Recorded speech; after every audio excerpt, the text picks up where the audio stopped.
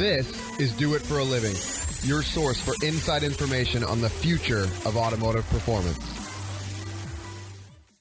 You have to have good data to be able to make business decisions, right? And gross margin is the data that you really need if you want to know whether or not you're doing what you're supposed to do. What's holding you back from starting or growing your business into what it can be? Well, if you're listening to this, it's not a lack of information. What you're about to hear is all you need to get motivated and start making waves. Do It for a Living podcast details the journey of today's true players in their own words. Find out how they broke out so you can too. The time is now. The time is always now. Welcome back to another episode of Do It for a Living. I'm Kevin Dubois. This week we've got Susan Johnson of Moore Automotive with us. She's the VP of Finance, and they're out of Fairfax City in the Washington, D.C. area. And Susan has been an active contributor on the Do It for a Living community, and she's got a lot of very insightful posts, particularly regarding the admin side of businesses. And this is something we really haven't dabbled too much with on the podcast. Usually we talk to the people who are doing the wrenching or the tuning. And so this is a good perspective for us to kind of get an idea of some good practices, what she does to kind of keep her the business afloat and how to keep it going and make sure they're profitable and successful. And so Susan, how are you doing today? I'm great. How are you? I'm doing good. I just rode my bike inside. It's nice and cool outside, so I guess hopefully today stays that way. I know. Oh, well, we're just excited to not have rain in this area, honestly. Tell us about yourself. Like, how did you get involved with the business, and, give us your background and your education. Sure. I'll start with, my background, my education. I graduated from VCU in 2000 with the typical, Bachelor of Science degree in accounting. I'd been working on an internship at a CPA firm then and effectively just joined that firm right after graduation.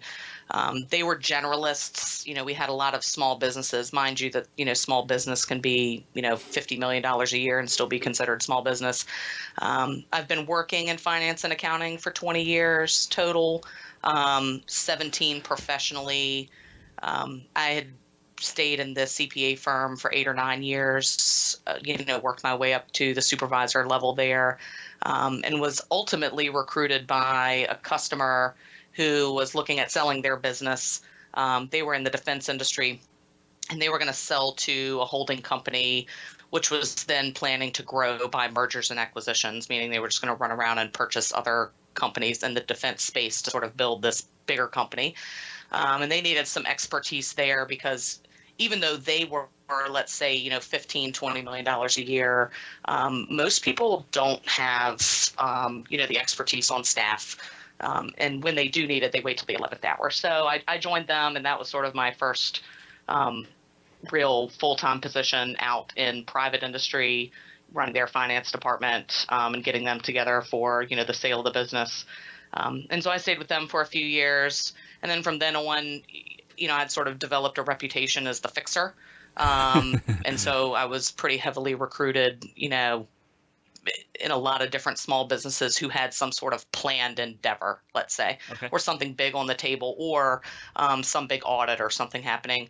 And my skill set being that, that I came from a CPA firm that allowed us to be generalists, was that I can sort of drop into any industry, learn about that industry, figure out what the key metrics are, and basically, build the accounting department from there. So, I've been in the defense industry, commercial agriculture, wine import distribution, the construction industry, but I've ended up staying mostly in Virginia and around this area, just various parts of that. I met my husband in 2010.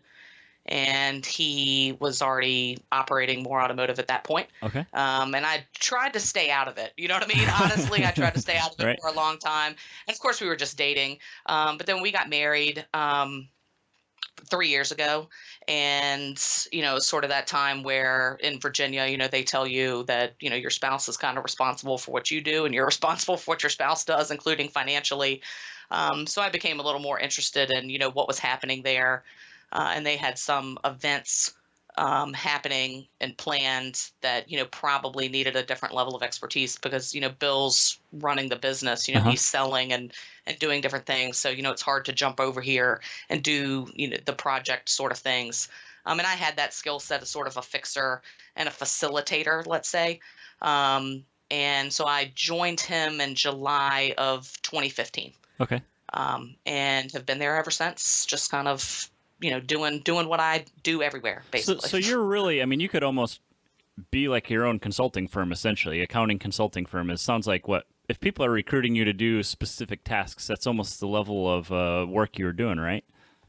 Sure. And I actually do that on the side some now, and have always done that. I took 1 year sabbatical after I left the defense company just because that was high pace and high stress, and ended up kind of doing a rent a controller, rent a VP of finance kind of thing, running around and, helping people, get through whatever they're looking for. Like maybe they want just management financial statements in place. So, you work with them and you do that. And you end up, it's kind of a weird business model because I'd kind of end up working myself out of work because my goal was to train the person that they had on staff, whatever their level, to kind of do it themselves. Gotcha. So, then on to the next one, I guess. So are you actually a CPA? Is that like I guess a license that you have?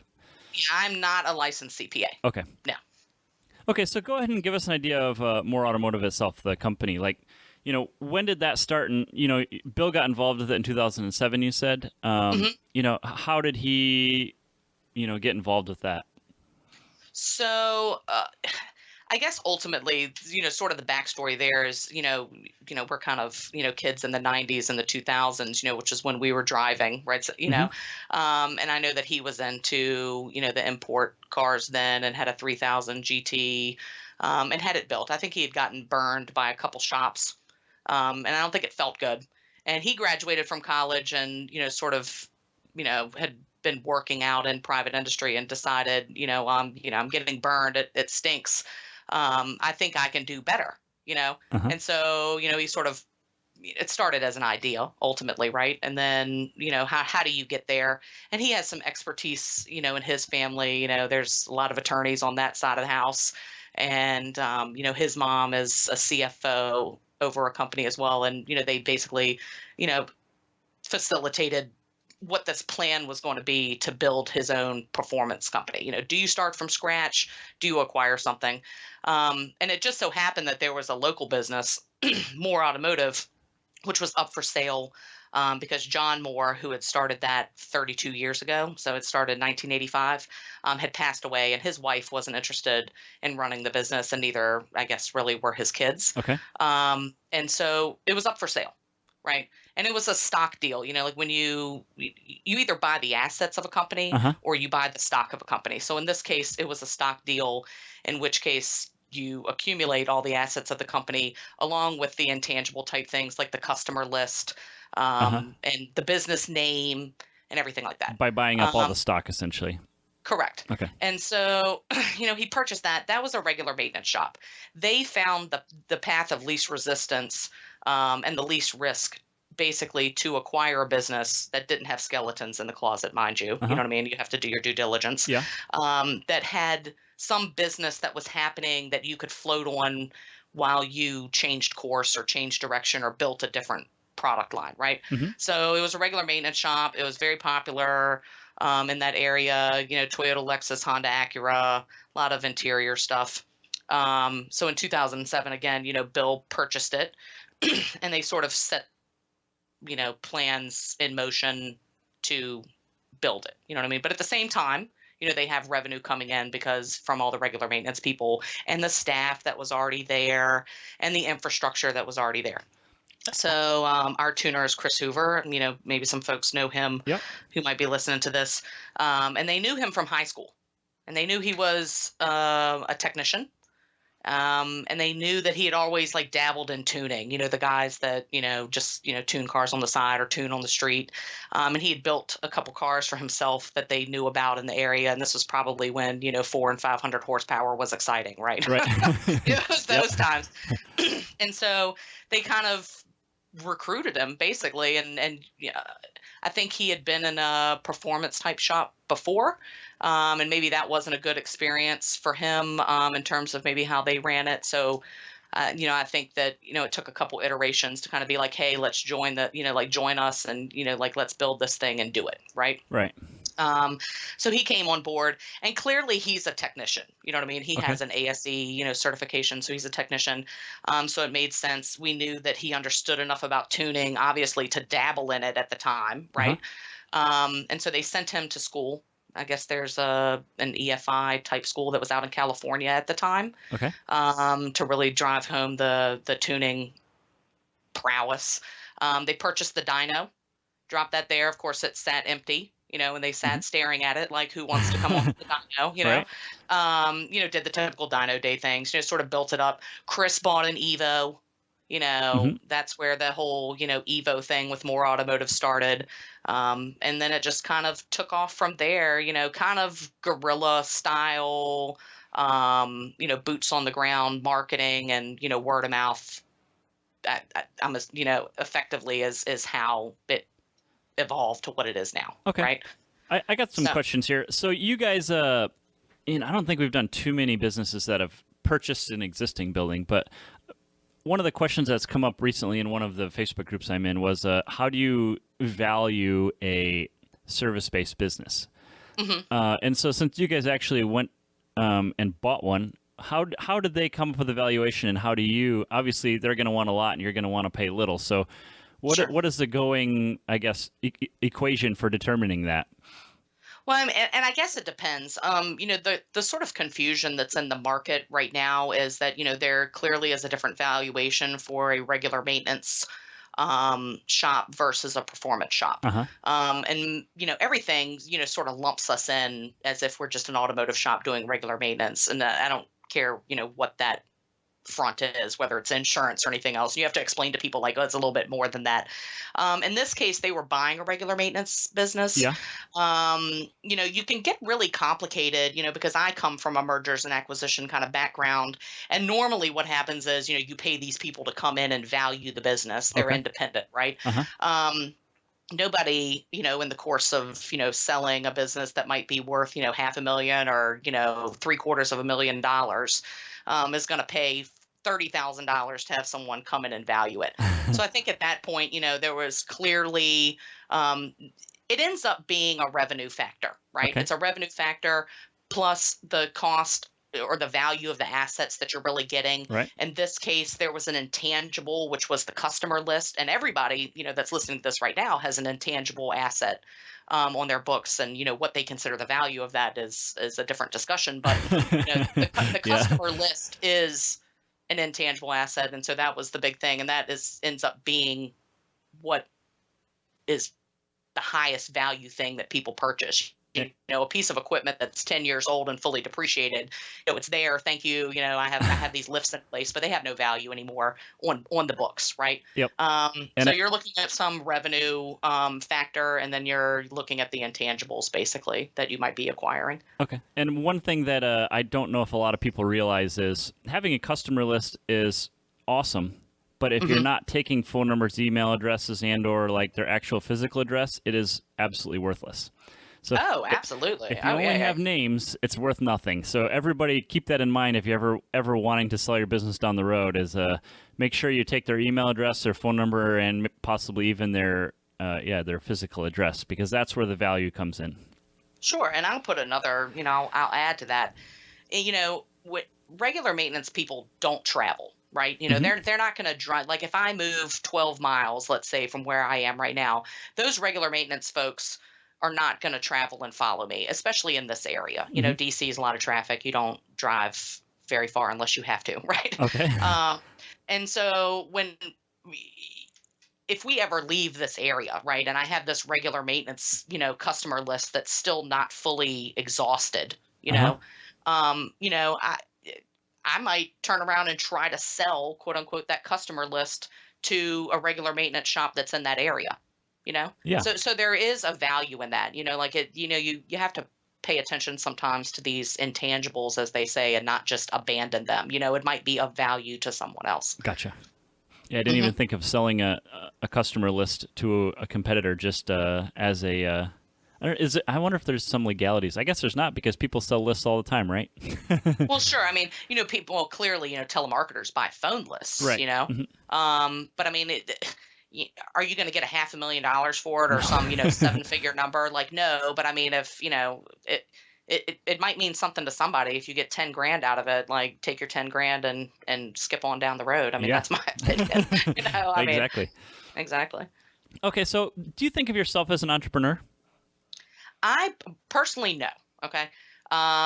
If you ask my friends and maybe some of the people in the shop, I'm the dream crusher. That's my nickname, which is kind of a joke, but it's not really. I mean, I just sort of make people live in reality, Right. I'm more so and have always been, and it's part of the reason that people recruit me, to help them do things, is because I'm sort of the facilitator for entrepreneurs and dreamers, Okay. So definitely not.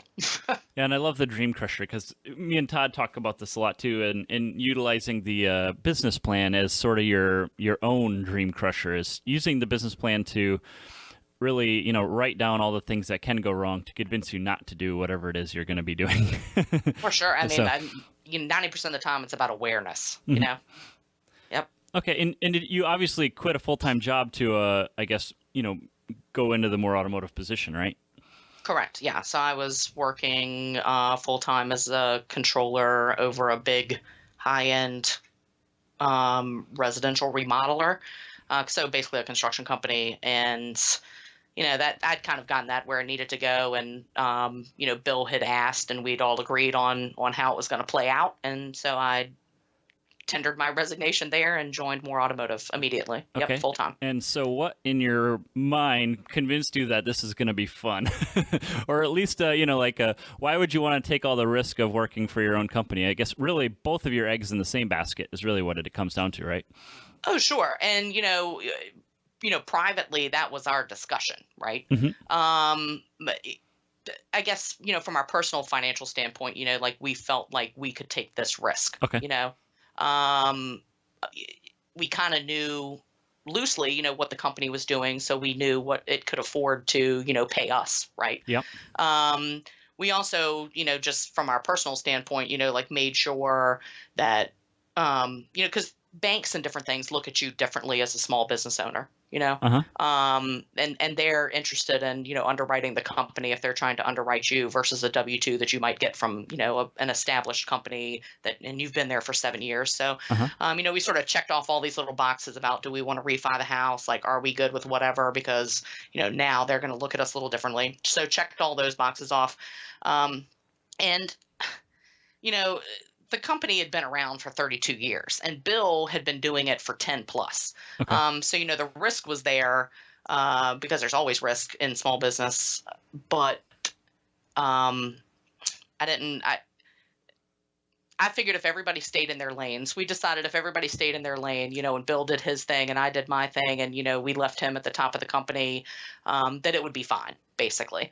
And what I brought to the table was only going to add to what Moore Automotive was already doing. Okay. That was the assumption that was made, and that's what we had to fulfill, basically. Gotcha. So Right. you're obviously not coming in and creating revenue. You're there to make sure the ship is staying afloat and going in the right direction is really what your role is. Yeah, and really just to kind of do a deep dive on some stuff and just see what could be improved, and to help them. Again, like Bill's dealing with the day to day, but he's also dealing with all these sort of random administrative things as well, plus the guys. So we sort of carved off, the duties, and it actually like released him to sell more in some some respects. Uh-huh. But yeah, do I answer the phone and can I sell a dyno tune and some basic services? Like I can do that. Comes with the territory, I'm right? Oh yeah, no, totally. And I have a thing about answering the phones. Like if the phone is ringing, everybody in that shop knows how to answer the phone and they know how to use the software because that's my pet peeve. But yeah, so it's worked out very well. Yeah, no real revenue generation for me. I'm sort of looking for cost savings. I'm looking for facilitating endeavors and, the typical ROI kind of stuff, I guess, is basically. Awesome. So how has location played a role in the success of Moore Automotive? I assume that this means the geographical location of the business. We're in the Mid-Atlantic. We're in the DC area. It's clearly played a big role. Part of it is about population concentration in this area and its suburbs. So it's definitely high density. There's a pretty big market for aftermarket performance in this area, and I think clearly that speaks to the other shops that are in the area. I mean, there's a lot of shops in this area. And a good thing is that people tend to be transient. Like if you're from this area, maybe you stay in this area, but most people come up here, work a few years and roll out, whether they're military or, working different jobs. Kind of doesn't really matter. Most people who aren't from here can't stay here longer than a few years. So you end up cycling through like a lot of new customers all the time, and new folks that come into the area, which is good. But again, there's challenges. There's pluses and minuses to everything. So the challenge is it's really expensive here. Real estate is expensive. Cost per square foot for industrial space is super expensive because it's rare. And again, there's a lot of shops in this area, so it's pretty steep competition, but clearly the market's there, and clearly there's enough market for everyone, which is good. Yeah, you do have a very dense population on the East Coast, but the same applies for shops, the densely populated amount of shops, too. Absolutely. Oh, yeah.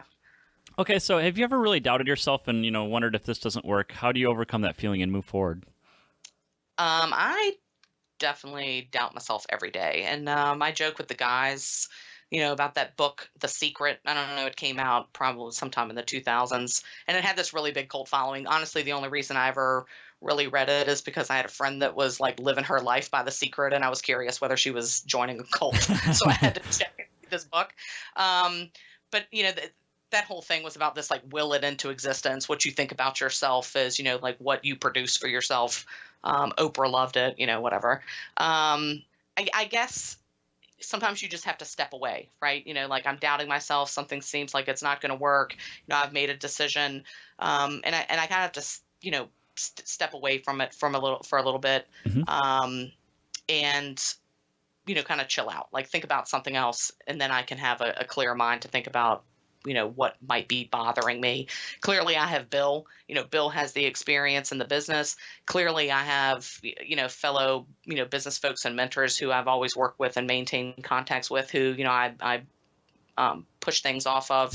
And then I even consult the guys in the shop, even the lowest level guy in the shop. I like to hear different opinions from different sources, and it either helps me renew confidence in what I'm doing, or genuinely makes me think about having to change course. Okay. And that's healthy in my opinion. Oh, for sure. Yeah. I think that's something a lot of people actually do struggle with is being able to communicate with everybody in the company and get a good idea of, what's working and what isn't. I guess it's a very valuable asset you have to be able to do that.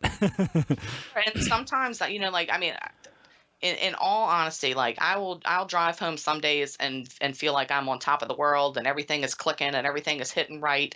And then there's other days where, I'm like, wow, like who would do this? You know what I mean? Like, why would you endeavor to do this? So, challenges exist. I think that's just small business. I have seen some craziness in all industries. It's not just us. It's not just us. It's not just this industry. Yeah. It's all industries. It's all small business. It's $25 million a year. Small businesses have the same challenges. And that's what I have to remember sometimes. Yeah, the grass is not always greener on the other side. Oh, no. Yeah, definitely not. Explain the worst experience you've had in business. And if you had the opportunity, would you do it differently? Sure. This is kind of a funny story, I guess. I was working in the commercial agriculture business that, basically fed a grocery store chain, and grocery store chains are very unforgiving. Like if you miss a delivery, you're done, because that means that store is out of that, and that's very upsetting to people. And we had recently opened a new location in Florida, and the management of the company was trying to make all of these little, subsidiary locations try to stand alone. Like he wanted the manager or whoever got hired to, very much run it as if it's its own business, because he thought that that was going to be the best way for them to produce and be productive, Okay. So I had agreed to a decentralized accounting function. Normally all the accounting functions handled in one thing. Bills are getting paid out of one location if you have multiple locations, not all this little stuff happening at each. Right. You don't have location. 10 people paying rent. You have one central company Correct. paying rent, right? So I agreed to that in this grand experiment to see if you can make these sort of standalone and, almost be like a franchise operator, even though they really weren't. So it's Miami, Florida. It's the middle of the summer. It's Friday afternoon at 3 p.m. It's a refrigerated facility because it's produce. There's $70,000 worth of product sitting in there that's supposed to be packed over the weekend for delivery, pickup one time, for the grocery store chain on Sunday afternoon. Okay. And again, you miss a delivery, you get the boot and you lose the whole contract. So I get this panic phone call in the afternoon from the manager there that's like, they're about to shut off the power. The guy is here from Florida Light and Power. He's about to shut off the power, and he's, losing his mind. And I'm over there like, well, go get the company checkbook and write him a check. I mean, like, what does he need to, be satisfied? Forget the fact that the bill's not paid. That's a different discussion. Like right now, I'm just trying to keep the power on because I have to keep, this building cool. And he's like, oh, no, the checkbook is at my house. I was, reconciling it last night. And, so of course my response was, that's stupid. And I was like, okay, well, where's your checkbook? Where's your personal checkbook? Like somebody needs to write this man a check, like right now, Uh-huh. And again, it was a new location. It was a new account. It wasn't like we were 3 months past due, but like you missed the first one, they were a little concerned about, whether or not we should have our power on. So, and then I'm like screaming and like I'm like screaming in my mind and like starting to freak out, and I'm sitting at my desk and I my epic meltdown starts to begin because we're about to lose this couple $1 million a year contract if I can't pack this over the weekend and get it delivered, right? Not really my problem, but from a finance standpoint it's my problem if I lose $3 million worth of revenue. Right. It matters to me. And I literally like karate chopped my desk at that point. I think the desk broke, like pins are flying, the monitors, my staff people are looking at me like I'm crazy. And then I just ask, at that point, I'm completely surly and angry. And I'm like, does anybody there have a checkbook? And these folks are $9 an hour, like pack floor employees. Like these are not, $50,000 a year managers or $75,000 a year managers. And here comes this little lady apparently out of the back with her checkbook. She's like, I have a checkbook. And she wrote this check to the power company to keep them from turning the power off. And she was my new best friend at that point. I turned around and had to wire her money so this check clears, clearly. Right. And then I wired her 3 times the amount. But what I knew is that decentralized accounting doesn't work. Okay. Like this is the risk that you run. And I know that I probably should have caught that. So of course that stuck with me, especially for $3 million over my head. I don't want that back. And I, karate chopped my desk and absolutely acted a fool in front of my staff people. So that's what sticks with me as, the worst experience I've ever had in small business because A, I didn't catch it. B, I knew better. And C, I cut a fool in front of my people. And clearly I would have done it absolutely differently. I would have stuck to what I knew was right.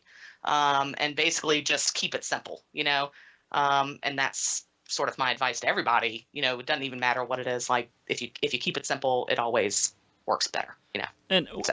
like, I guess this is not at all the point of the story, but an interesting takeaway is that running a small business, you have to do all this stuff. And, even when you're part of a big company, it's tough to do. Like if you take all the responsibility of having to pay your electricity bill and your rent and, making sure the oil pickup guy gets paid and your employees get paid, all that is really a lot of work. And that's just trying to keep it all. You're like juggling plates or whatever they call it, spinning plates and trying to keep them all going. It's really tough. And you guys, when you talk about centralizing it all, you're taking a lot of the responsibility of that manager off his hands, making it easier for him to focus on, like you said, what Bill does is, selling the jobs, getting customers in the door and doing what creates the revenue. Oh, absolutely. And like I said, I mean, and clearly, like, and you can come down hard on the manager of that location, but his real purpose of being there is to run that facility. You know what I mean? Right. The accounting stuff is this ancillary stuff that has to get done. And when it doesn't get done, it's a big fat kink in the chain, clearly. And you want to kind of keep that stuff off the back of people whose focus that is not, basically. Okay. Yeah, awesome story. It's really interesting to hear. I had no idea that a grocery store would cut you off if you missed one delivery, but I guess it makes sense, right? They got to keep the shelves stocked all the time. So. Oh yeah, and in this case, it was, and trust me, I've heard all the jokes, so I know I know the snickers that are going to happen when I say this. It's culinary herbs, you know what I mean? So it's like sage and basil and mint, okay. And they pack it in the little clamshells, and you find it in the grocery store. And like Thanksgiving and Christmas, if you can't put the sage on the shelf for everybody's turkey, like the grocery stores are tearing you a new one. I will tell you that much. All right. Oh yeah, it's crazy. Okay, so tell us something you're doing right now that has you fired up. So we are in the process of building a new shop, like developing it ourselves. We own, this lot. We closed on it right before the end of the year. And so we're just kind of navigating the red tape of the county to get a building standing up. All of our guys are clearly excited about it. If you know anything about our current facility. So they're very excited. I'm excited about it. But you will probably only see me celebrate when I have an occupancy permit. Okay. You know what I mean? Yep. Yep. How big is the new building? It's going to be 10,000 square feet. Ooh, so a lot bigger, huh? Oh, yeah. I mean, well, yeah. I mean, we sort of did some calculations and said, I really don't want to do this twice. Right. So, okay. Okay. So definitely big. Let's go ahead and take a pause here, and then we'll get back to the real focus of this interview, which will be like the business administration. We all know owning a shop is difficult, so we created My Shop Assist to help you manage the various jobs. Whether you run a machine shop, a performance tuning shop, build off-road trucks, or even do powder coating, My Shop Assist can help you. It is completely online and will help you schedule the jobs, log time on each task, track parts orders, and take pictures of the work. You can even export your jobs from My Shop Assist into QuickBooks as invoices. So if you're interested to improve operations at your shop, check out myshopassist.com to start your 30-day free trial. All right, we're back with Susan Johnson of Moore Automotive. Your current facility, how big is that one? You right before the break, you said you're moving into a new building, but what's your current facility size? Sure. So we are about 5,700 square feet. We rent that facility. It's actually the same location and building that business started in 32 years ago. So it's definitely got some age on it in terms of infrastructure. There's probably only about 4,400 square foot of actual shop space, and the rest is the lobby up front and some storage. It really is a poor configuration for our current business lines. Again, we bought this business. It was a regular maintenance facility, and this shop works well for that type of business. It doesn't work well for long-term projects and the performance side of things. So it costs us a lot in terms of efficiency. And clearly it also has 32 years of stuff accumulated in it. So that's also a challenge. And, being in this space when it's inefficient, especially for the price in this area, it's definitely glaring on the financial results. Okay. So to be perfectly honest, the space configuration being a problem, our, decision to build this new building is really why I'm at Moore Automotive. That's really why I'm there, is that project being on the table. That has been in the works for a while then, it sounds like then. We've been, even before I came on board, like Bill was always looking, knowing, I have this 10-year lease. It's going to be, expiring in a couple years, do I want to renew?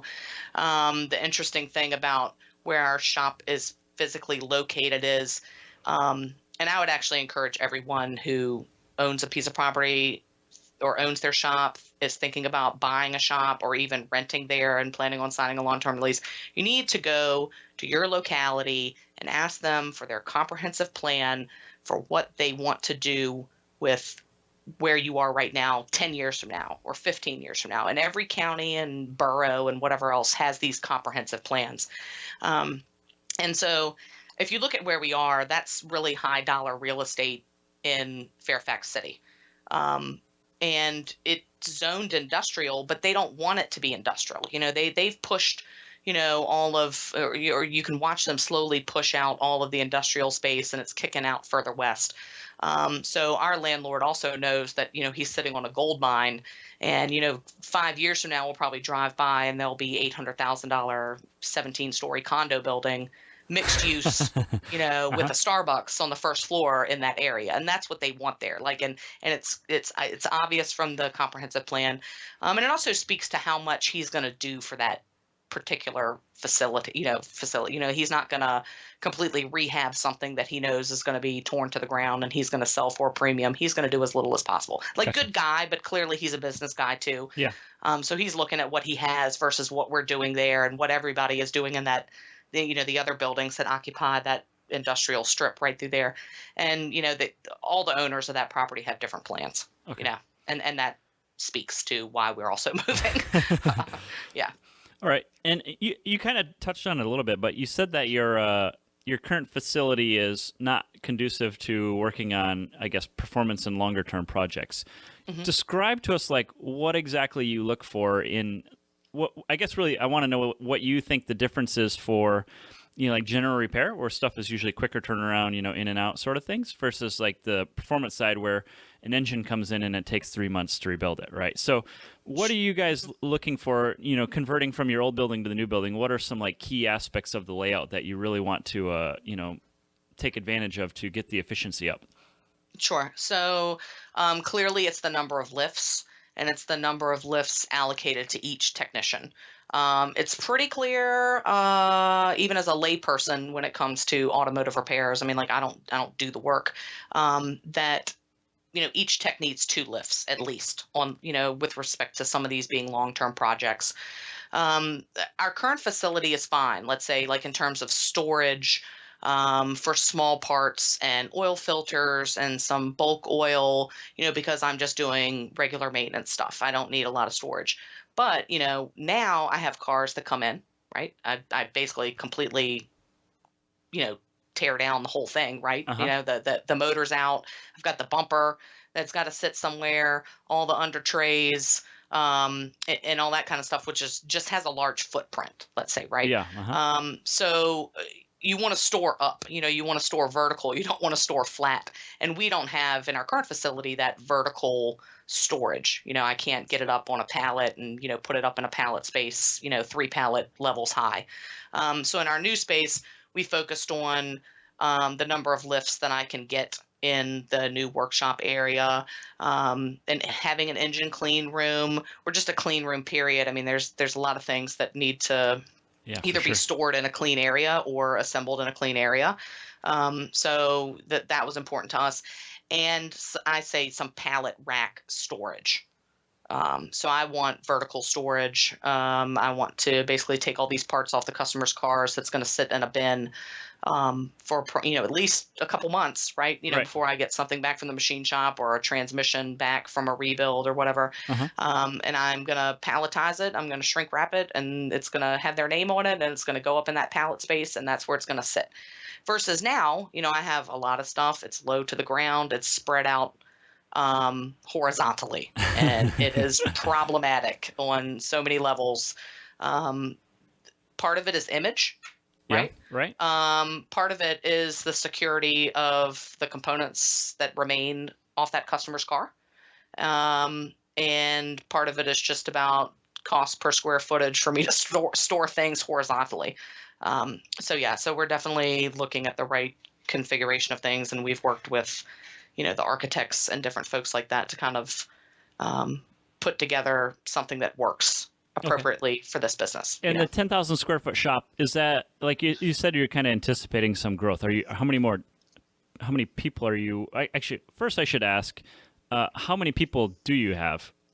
In terms of total, let's say staff, full-time equivalents, there's 6.5 of us really, Okay. including Bill and myself. So Bill and I don't turn wrenches. Okay. And then I have one sales and service guy who is also a technician. Okay. So that's nice actually, because he can jump back there and fill in some spots sometimes. I really have 2 full-time technicians, Okay. and then Chris, who is the tuner and a technician, Okay. and a part-time fabricator guy as Okay. well. So 2 full-time technicians, Yep. one like half-time technician, half-time tuner, and a half-time salesman, half-time technician. Correct. I mean, even though I would argue now Chris is pretty much full-time To tuning, but Okay. yeah. But I mean, basically he enjoys working until the wee hours of the morning, so he does other things as well. All right. He does everything. Okay. So no new, honestly, I'm moving. My plan is to move into this new building. Yeah. I'm not necessarily hiring a new technician, right? Okay. I have a capacity problem right now. We cannot, I mean, I guess if we really pushed it and everybody agreed to run a night shift, I could probably make some more money in this in our current space, but we really can't. We're at capacity. And so we're moving into the new building.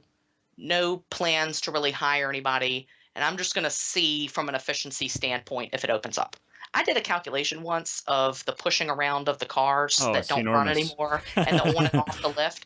And that calculation conservatively cost us $30,000 a year in pushing cars around. Yeah, I believe it. We do that in our Essentials of Operating a Shop class. We do that exact calculation of if you're pushing cars in 30 minutes every day, and then pushing them out and pushing them back in every day, 5 days a week, and maybe it takes 2 people to push every car, that's a huge amount of money. And,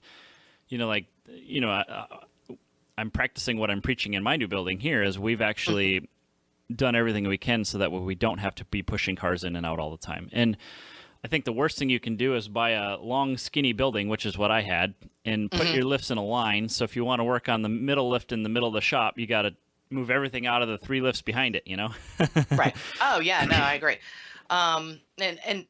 So we've planned the layout of the building. We're going to move in. I'm not hiring anybody else. I'm going to see what we pick up just on the efficiency, right?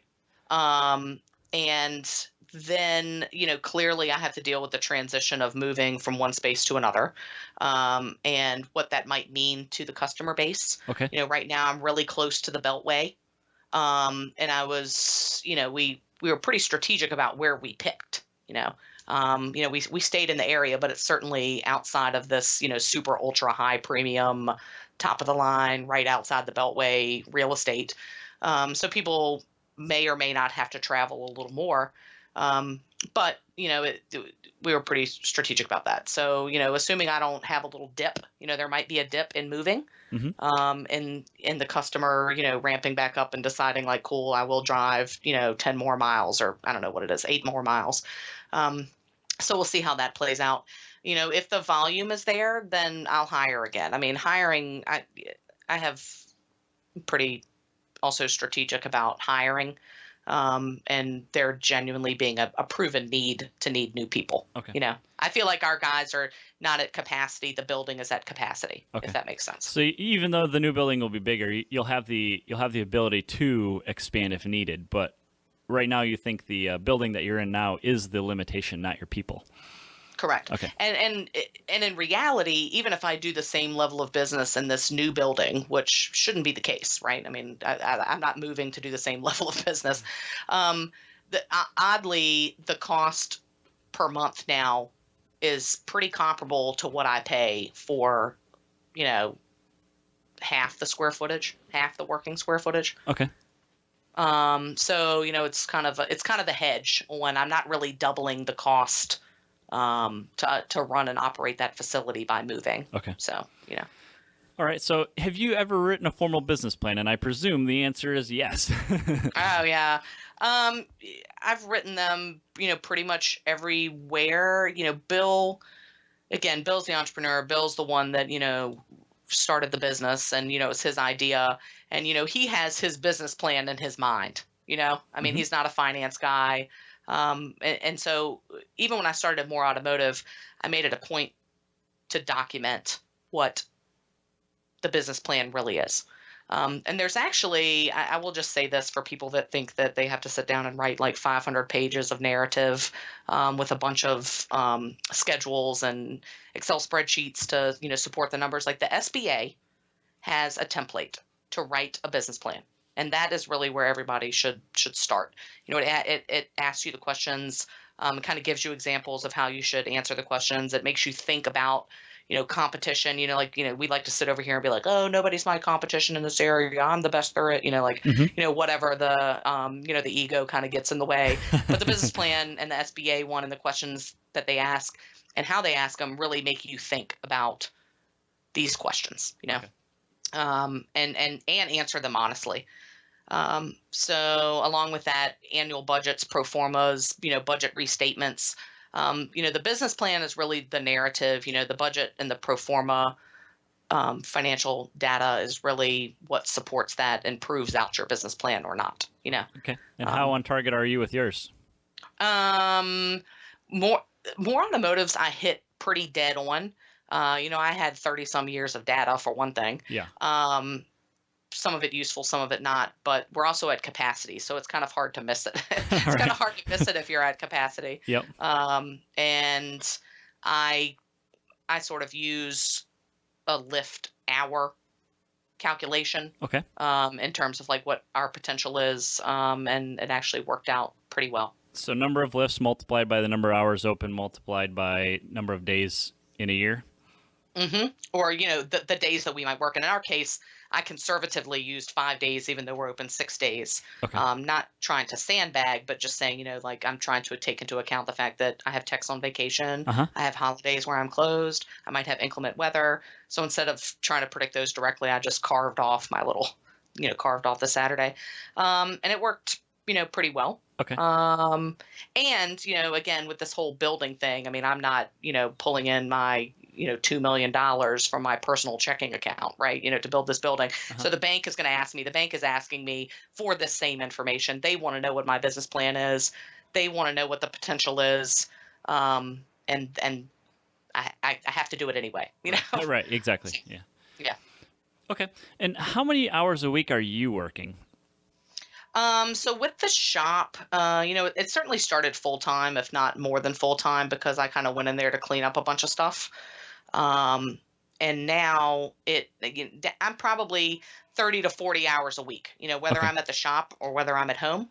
But it tends to be feast or famine. So, if people with the building want to know something at 10 o'clock at night, I'm writing that email at 10 o'clock at night. So some weeks it might be 70 hours and some weeks it might be 20 hours. Okay.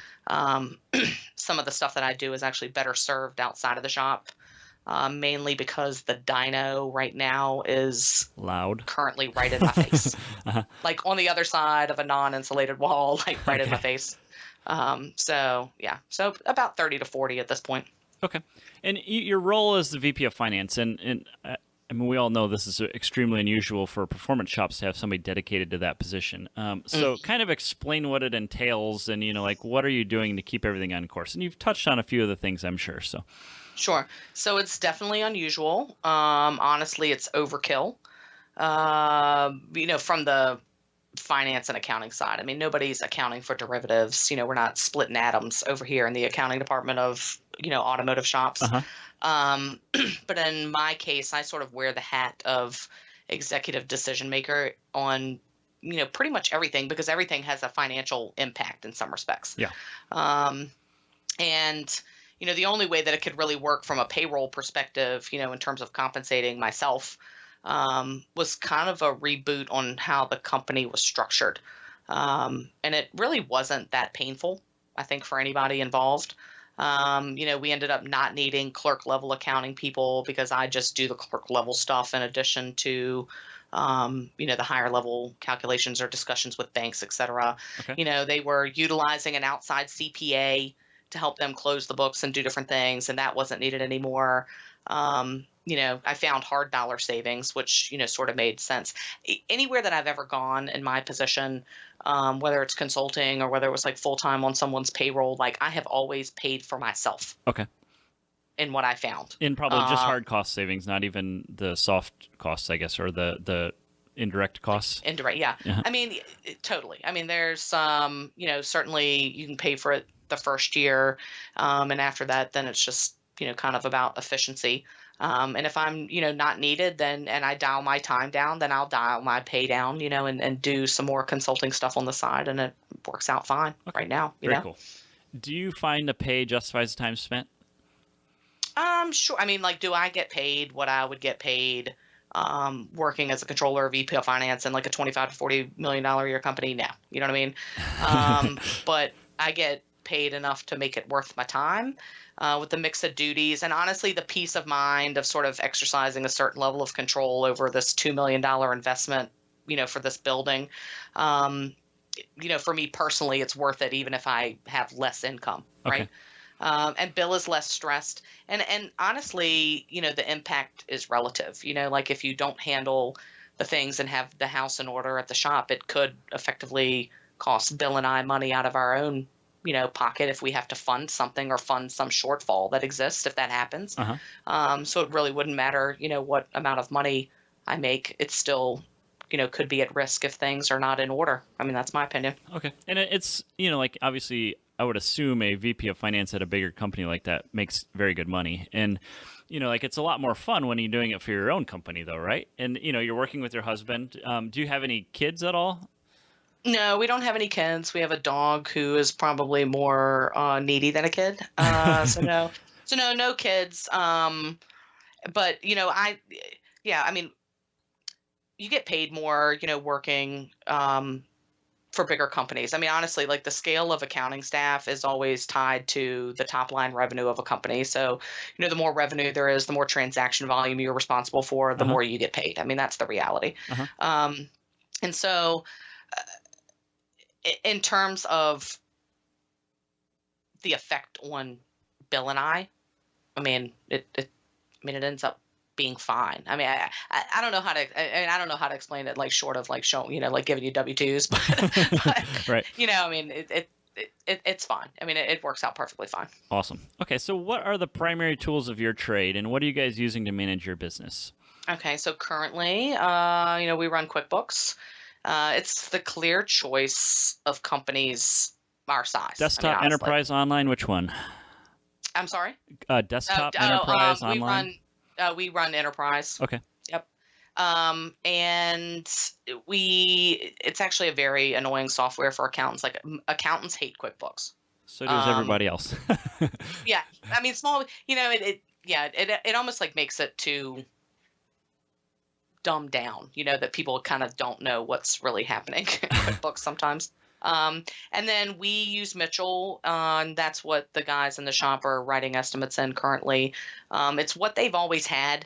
And right now we just stick with it because there's, at least 20 plus years of history that's in Mitchell for all the regular maintenance folks. And we utilize it, we utilize pretty much every feature that exists in Mitchell, and it performs good enough, let's say, for the performance side of things. And then, of course, Excel, like accountants love Excel. I love Excel. I would die if I didn't have it. And I use a lot of Access database stuff. Okay. And so we kind of touched on how many employees you have. Do you find it difficult actually managing them? So I don't. Not this group, right? I mean, we've sort of landed on the team of people for the shop, right? They've been through a couple iterations, 10 years ago, Bill had the people that he inherited from the previous owner, and none of them are really there. Chris is our longest term employee. He's been there since the beginning. And we cycle through technicians and different people, and they either work or they don't work. And I like to have folks with an entrepreneurial spirit, right? I can't run around, telling people the basics of their job. I also only want experienced people. Our shop especially, and I'm going to guess most automotive performance shops are not the shop that you cut your teeth on. No. So all of our guys have, left or, lived the dealership or the automotive shop life for at least 4 years prior to that. And they end up doing a lot of other things in the shop other than just being a technician, and that's what I ask for as well. Okay. Everybody in that shop can write an estimate. Everybody in that shop can answer the phone and knows how to answer the phone. And if they have to write a check, they can, they know what they have to do to write a check. So everybody has to step in when other people are in the weeds. I mean, that's kind of the way it works. And I think topic has come up on the DFL group, but do you use an employee handbook or define the roles and responsibilities for these techs? Yeah, or so really anybody? Definitely an employee handbook, and definitely job descriptions, which are a big thing. And it matters on a lot of fronts, okay? It matters to them because they want to know what they're asked to do. But it also matters to other processes that might come up later in terms of terminating people or disciplining people, and how that might affect, different rates that you're charged, from, state unemployment tax rates to workers' compensation to everything else. I mean, the handbook is pretty vital. I don't care if you have one employee, you should still have a handbook. Okay. And what do you? So I actually don't have a handbook, but I have had them at companies I've worked for. Mm-hmm. I don't have any employees right now either, so I guess that doesn't. But anyway, Right. What do you typically put in a handbook that, like for all these shops listening, and I can pretty much guarantee that few, if any, of them actually have handbooks for this. But what do you typically put in it that helps define an employee's roles and responsibilities? What are you looking for to put in there? So there's legal stuff that has to go in your employee handbook, that has to do with, whatever regulations apply to, the size of your company and industry. There's some things that don't matter that you might see in bigger companies' employee handbooks. But the best thing that I would tell people to do is, the Society of Human Resource Managers, they call it SHRM, SHRM. Yeah, they offer, for a couple $100, an employee handbook wizard, basically. Okay. And it helps you, they ask you certain questions, and they ask you, like, how many employees do you have, and, what state are you in? And they give you state law specific, full-time equivalent, census specific policies that should go in your handbook. And then, of course, they also allow you to write, I call them your pet peeve policies, which would be like smoking, breaks, like what holidays apply to you. In general, you want to cover, certain safety issues, clearly all of the legal stuff, and then what the expectations are in terms of core hours. Okay. In terms of employee behavior. I mean, those end up being the big ones. Also important are what your vacation policy is, what your sick leave policy is, even what holidays, you pay. I try not to mess with my people's paycheck. You know what I mean? Yeah. Like, if you want to make people upset, like, you will mess with their paycheck. And so the policies that you put in there, you also have to abide by. You know what I mean? So if you say, I pay out vacation, upon termination of your employment, and then you terminate somebody, and then you're mad at them and you don't pay out their vacation balance, like, it looks really bad. I mean, and so whatever you put in there, and whatever needs to be in there, you just have to make sure that you live it, and that you abide by what you're putting in there. And literally everybody should get a handbook on their first day. And they should sign a piece of paper that says, I received a handbook. Okay. And then that, signed piece of paper should go in their employee folder, and it will stay in there. And, when they say they don't understand a policy, or you're just being a meanie, you pull this thing out and you said, nope, you got the handbook, and you acknowledge that you've, received it and read it, you know? And when someone needs to be let go, what kind of advice can you give other shops? So it's sort of interesting, and sometimes that's state law driven as well. Let's go all the way back first. When you onboard people, right? And we talk about giving them this employee handbook, having them understand, what's in the handbook, going through it briefly, giving them a specific job description. It's not necessarily in the handbook, like you hand them a piece of paper, like, this is my job description for a technician. It says you will do this, this, this, this, and this, is important, right? Because when you want to let somebody go, you're basically telling them, let's assume that you want to let somebody go with cause, right? Like, they've done something wrong. Okay. Which tends to be the ones that quote unquote get people in the most trouble, um, you know, you have to be able to reference something. Like your job description said you're supposed to do this. You don't do this. This is a problem. And hopefully along the way, they've received some kind of employee evaluations every year. They've received formal, written notices of bad behavior, and that's in their file, and you can reference all of this. Or maybe it's a one-time thing, and it's so bad that they can't stay there anymore, and you're terminating them. Regardless, you want to have all of this documentation and all of your ducks in a row, and you want your people to understand what their role is in the company, because if you don't do it right, okay, even the federal laws that do apply, with respect to people and how you deal with them and treat them and pay them, you are putting the success of your business in one employee's hands. Nobody is in a good mood and feeling good about things when they're terminated. And if that person knows stuff about you because you are a little sloppy on the personnel handling side of the thing, they can go to any number of agencies that are out there that are an advocate for the employee, which includes the Department of Labor, which includes the IRS, which includes, how, all of the state taxing authorities with respect to payroll taxes and everything else. And they can basically unleash the fury of 1,000 hells on you. And that's the best way to put it. Like, those agencies are not your advocate. They are the advocate of the employee, period. Yep. And if the person is being let go, it's obviously that they are not going to be a happy person to begin with. Well, sure.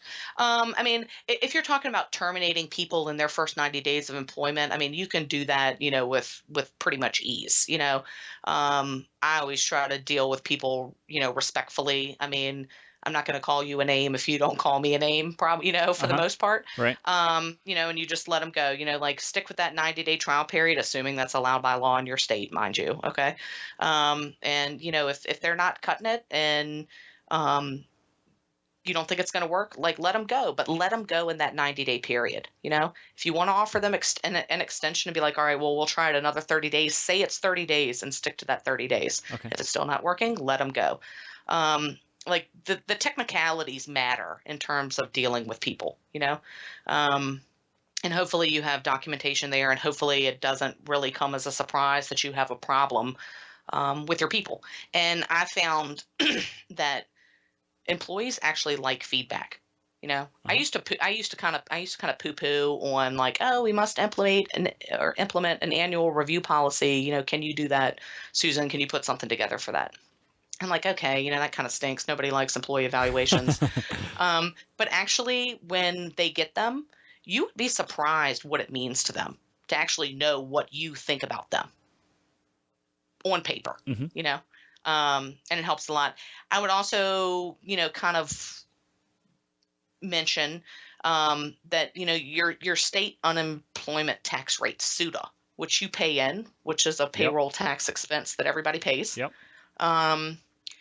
They're kind of underwriting you. It's almost like a credit score, right? If you terminate a lot of people and have high attrition, and, you don't terminate them with cause, or you don't take the opportunity to participate in the unemployment finding interview for that employee because you're too busy, you run the risk of paying a lot of extra money in SUTA because the state, let's say, is not going to be out of pocket for paying out unemployment benefits, Yeah. And, that's a small business. You have a handful of employees, 2, 3, 4, 5, maybe. You terminate one person, they collect $13,000, worth of benefits or something. And, previously your SUTA tax rate might be a fraction of a point. Yeah. It might be 0.8%. And then they want that money back, and it'll now be 5.7% for the next 4 years. You know what I mean? Uh-huh. And you do the math on the base wages that you have to pay, and you're almost better off to pay a severance to people in some respects, even people that you terminate with cause. Instead of paying it later in the SUTA rate. So I mean, just watch your SUTA rate. I would say go take a peek at it. You can also Google and find out what the average state unemployment tax rate is for your state, and you can see where you fall out on that front. Very interesting. And one thing that people should probably know, and I'm assuming this is the case, most of the stuff you talked about, you can find as templates, or you write the document once and save it, and it can be applied to everybody you hire. So you don't have to write a different handbook for every person. Oh no, it should be a general handbook that everybody receives, and everybody should have the same handbook. Honestly, if people have different versions, if the oldest guy doesn't have the newest version, you need to get them the newest version, and they need to sign off on the new version. I mean, everybody should have the same information and should know how the game is going to be played. I mean, that's sort of okay. my So opinion. when you were telling us how to do this, in my mind, it's like that sounds like a lot of work, but it is up front. But once you get it in place, it saves your ass down the line. It's an ounce of prevention is better than a pound of cure, right? Yeah. And that is totally my motto in life. And I am constantly hedging. You know what I mean? I'm constantly hedging. I'm constantly, trying to be predictive. I don't, my personality does not allow for a lot of surprises without, a meltdown, let's say. So, like awareness again is everything. And it's even as simple, that there were some posts recently, let's say on, I don't do it for a living, about workers' compensation, let's say, and the challenges of that. That's another thing that you have to be protective over. And that's another thing that your handbook can save your hiney on, basically. I mean, you should have a generic, policy in there about safety and about your expectations and about how you view horseplay, there's a lot of people like, just because you hurt yourself in my shop doesn't necessarily mean that my shop was unsafe and that's why you hurt yourself. Right. If I say no horseplay, right? And we have safety meetings and that there's no horseplay, and I come down hard on horseplay, and you hurt yourself in my shop, engaging in some sort of horseplay, then I could technically, challenge your workers' compensation claim, Okay. So if some people are skateboarding inside, and they fall and break their arm, it's their own fault. Right. And that goes to, like drinking, that goes to, everywhere that I've ever been where they have like compressed air on lines, like people like to, shoot each other with the compressed air. And, they do it there. But, like if you do that to that guy and he ends up with a big piece of metal or something in his eye, so sometimes, the policies in your handbook save you more than you might think indirectly, Okay, so let's go on with waivers and liabilities. This is also a very common topic to come up on the default group. But what kind of processes do you have in place to minimize, liability? It's sort of interesting with, Bill's family, full of lawyers. There's sort of this argument that goes around in business that, like a lot of these waivers and a lot of these things aren't worth the paper they're written on. And I think that's true. I've seen some that are not that great. And pretty much it's because you can't indemnify someone against everything, right? And against the unknown, you have to be specific about it. In our case, the typical non-compete, non-disclosure, if you have a tuner and you have tune files, or you have a fabricator and you have parts that you're making or thinking about making, and you have fixtures or jigs or whatever you want to call it for those. I mean, that's kind of, intellectual property. So you would want something that, tells your employees, what belongs to you and what belongs to them, right? In terms of knowledge and everything. The dyno waiver is clearly a big thing. I've seen some of those that are 10 pages long, which are good. We had a really long one at one point. And some of the feedback that I got from attorney friends that I know, when they read it, were like, look, it's too long. The average, they would argue that they wouldn't read this. It's too much stuff. And, there's an argument that could be made about, how valid that liability waiver is just because of the length and because of the likelihood of that person actually reading it all, right? I mean, that was literally the feedback that I got. It wasn't that what was in there wasn't good and valid. It was, how useful that document was being so long. So, we kind of shortened it, and that ended up, being a little better coverage. Engine build warranties and what your own company might offer as warranty on your products or warranty on your services. I mean, it should just all be written.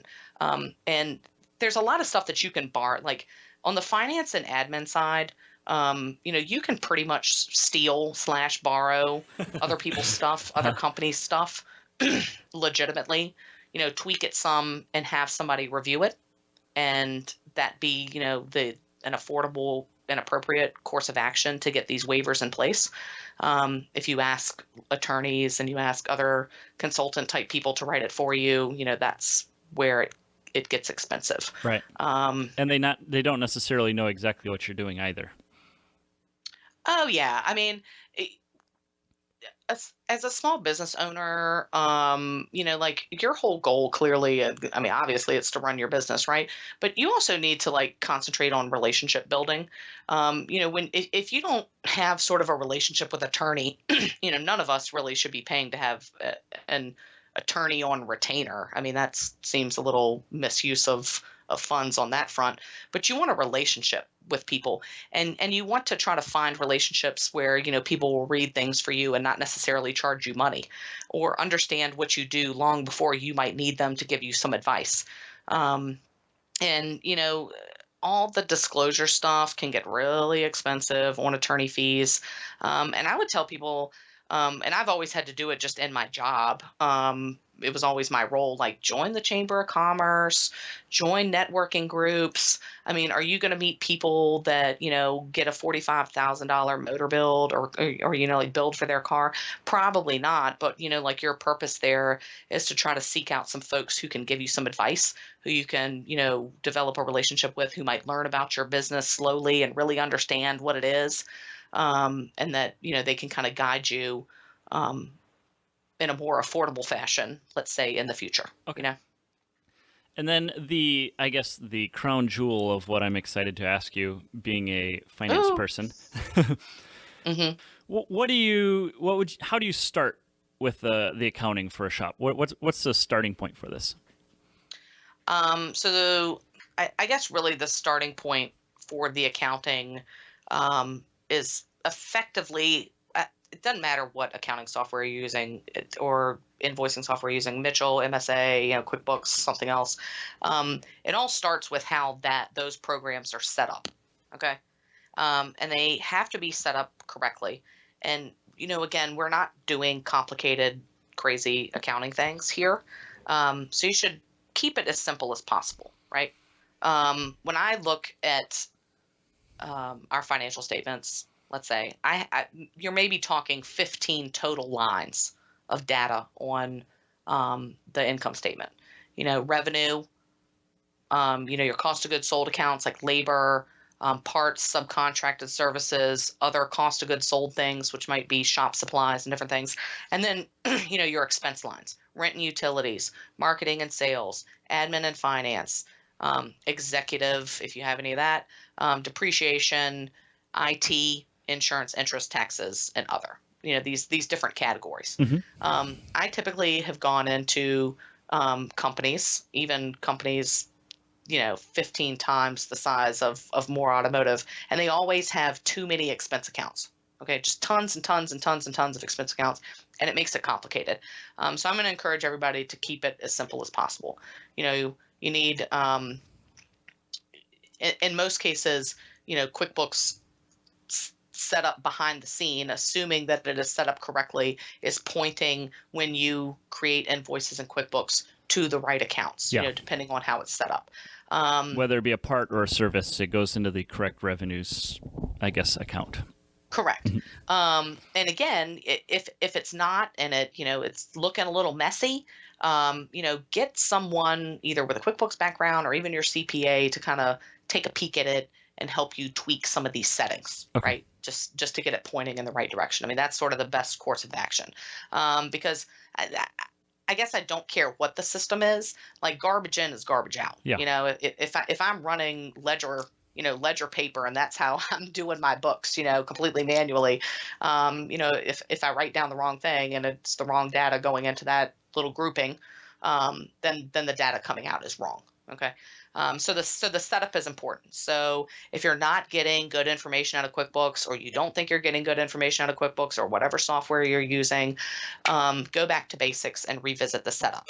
Okay. Okay. And keep it simple.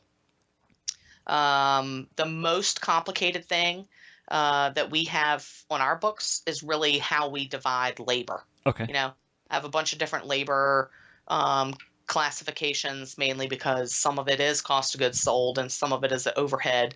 And I want that pointing in the right direction, Okay. because I don't want my wages, let's say, buried up with my technician's wages, counting against, my gross margin. I want to be, I call it above and below the line. Okay. Okay. So if the line is gross margin, if you start with revenue, less all the cost of goods sold that produce that revenue, Yeah.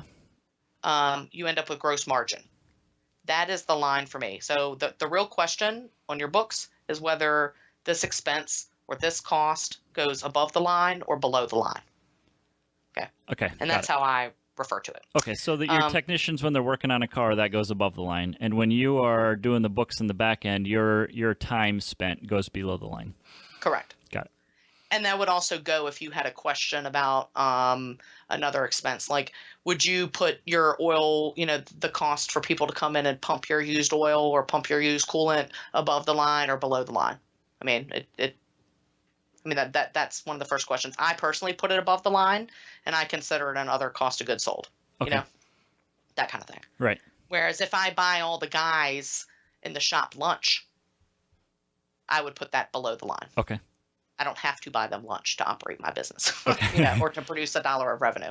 It helps, but I don't have to. So that is really kind of the basics. The accounting side, I guess fortunately, but unfortunately, for not really having, or most shops not needing, certainly, and not having a lot of accounting expertise, let's say, on staff, typically, we actually have some pretty complicated accounting concepts that we have to deal with, because a lot of our work in terms of these larger projects are done on what's considered a percentage of completion basis. Yeah. Okay. So Moore Automotive before, when they were regular maintenance, was pretty easy breezy. The car comes in on Tuesday, it needs done, brakes. right? You order brakes, you pay for the brakes get posted as an expense on that day.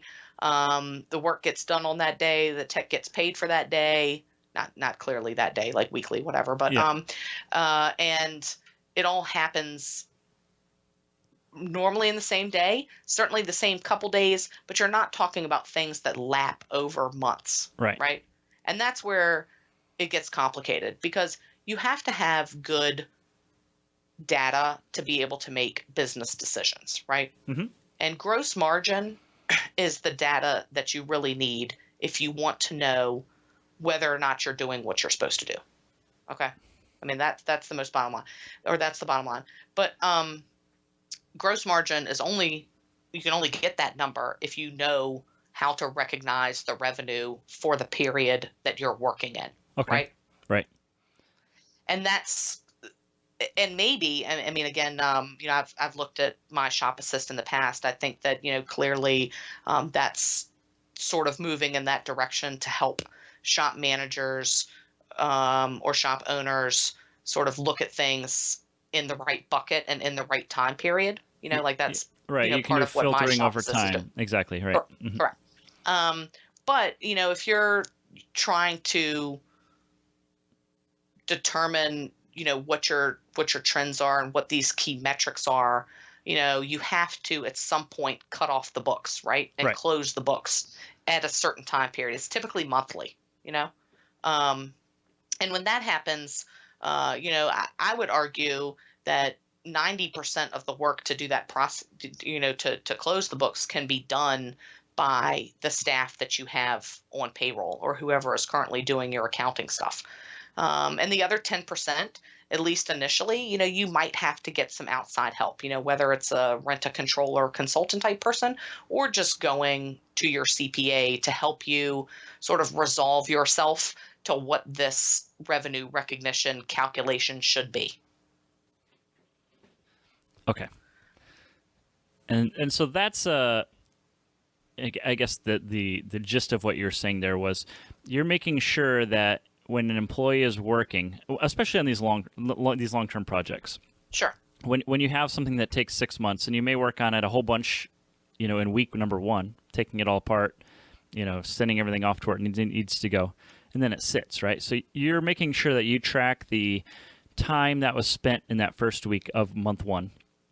And that is posted as basically a cost of goods sold, like your expenses for that job. Sure. Month 2, maybe you don't even touch the car. Month 3, maybe the engine comes back. But it's not a closed paid invoice, right? So it may have made a deposit, but it's not a completed invoice. So it's still floating around, and it may change, right? So your invoice, maybe you're adding parts when you're assembling it on month 3, and so the overall total on the invoice may increase. But for month number 1, your expenses didn't change. Month number 2, your expenses didn't change. Month number 3 is when you add on the rest of the expenses. And so you're wanting to make sure that you account for all those expenses in month number 1, even though the whole invoice may be posted in month number 1 as far as the revenue goes. In month number 3, you still need to account for the expenses in it, right? Is that kind of what you're getting at? Well, right. And I guess yeah, it really is about the cutoff, right? If you if QuickBooks makes an invoice in month 1, it puts all the revenue in month 1. Right. Okay. If you make an invoice in QuickBooks, it posts revenue in the month on the date that you produce that invoice. Correct. But I haven't earned all of that money. Right. I might not have earned any of that money. I might have earned some of it in month 1, none of it in month 2, and all of it in month 3, and then the rest of it in month 3, because that's when I deliver the car. Yes. Yeah, and that's why I see when I'm working with shops, a lot of times I see, and this is especially true with my shop as well. So I have, my biggest months are usually February and March. So I may do, and I'm a 1.5-ish, 1.3-ish man shop, so not a big shop. We may do $80,000 in sales on, March, and another 60 in February. So, between 2 months, we get 140,000 in sales. Well, I definitely can't work that. I'm limited, like you say, by manpower and by space. So my April may be, $20,000 because I have been working the entire, the jobs that I took in February and March. So I've got, 10 years as well of QuickBooks history of looking at, when the revenue is generated and then when I have to work it, right? So I can, at least for me, I have the history to know of when I'm making the money and when I'm working the job. And so it's not like April sucked, because it didn't. I was busy the whole time. I have a lot of time, on the books as far as working the jobs. It's just I'm not selling anything because I sold it all 2 months ago. So then, do you in your shop not show any revenue in April? It'll be some, but it will definitely be less. So my monthly goes, it kind of looks like a wave, I guess. So, December, November is the lowest because I do SEMA PRI shows. So I'm gone for, a couple weeks, and plus you got Christmas and you've got Thanksgiving. So November, December are usually my lowest months. So my revenue is small, 20,000-ish is usually a slow month for me. And then, so like the tax return season and then the dead of summer when I guess people are fixing their spring break mishaps are my busy months. So those are going to be significantly higher as far as total revenue.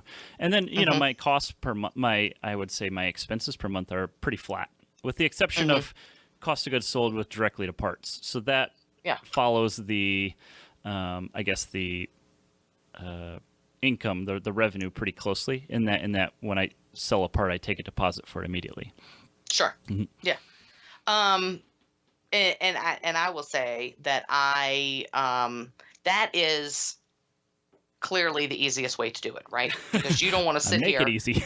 at the end of the month and calculate deferred revenue on the deposits that this is where I'm saying it can be a complicated topic. Deferred revenue is its own like accounting thing.